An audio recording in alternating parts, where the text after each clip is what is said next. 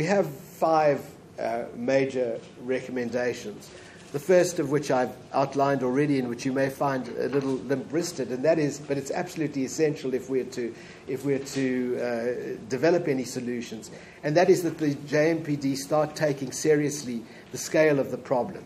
We know about denialism, denial of serious problems in South Africa. Ngobo has said 1 out of 10 corrupt traffic officers, but more like between 6 and 9 out of 10 corrupt traffic officers, unless they stop insisting that there are only 150 reported cases of corruption in the last while. They will never start to take seriously any attempt to find solutions. And they need to engage with data that is derived from the public, and they need to acknowledge the seriousness of the problem and make this data available. We believe that this will be a very substantial deterrence against corruption. Our own view is that they are in any event required to wear identification, but we believe that it should be made a case for summary dismissal if a traffic officer is on duty without wearing identification. The third is to make it easier to report corruption, and to report both on behalf of both on the part of the public as well as on the part of honest JMPD officials. At the moment, if you want to call in a report to the JMPD hotline, provided that you can get anybody to answer the hotline, we have tried over the last 2 or 3 days to see whether anybody answers the hotline. There's nobody who answers it, at least in our experience over the last couple of days. But if you do manage to get somebody on the phone and you don't have the car registration details of the JMPD vehicle and the name of the traffic official, then your report will not be accepted.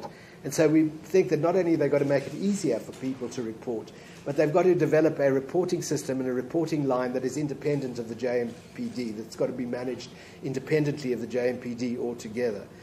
The fourth, which may sound like a fairly technical recommendation, is for field integrity tests to be used. These are effectively sting operations where police officers, again from outside of the JMPD, it could be the Independent Complaints Directorate, it could be another part of law enforcement altogether, need to carry out sting tests sting operations to identify corrupt JMPD officials and to charge them criminally for bribery, which is a very serious criminal offence. And our fifth and for the moment final recommendation are campaigns that are directed at the public. We want the public to report to us more their experiences of corruption. Already they are reporting in quite large numbers on the website. But we also want to challenge the mayor to side with this report, to identify with this report, and we want to challenge the unions whose members are very often involved in this corruption, and the taxi associations whose members are having to pay the corruption, to also speak out and to advocate for our No More Cho-Cho campaign amongst their members.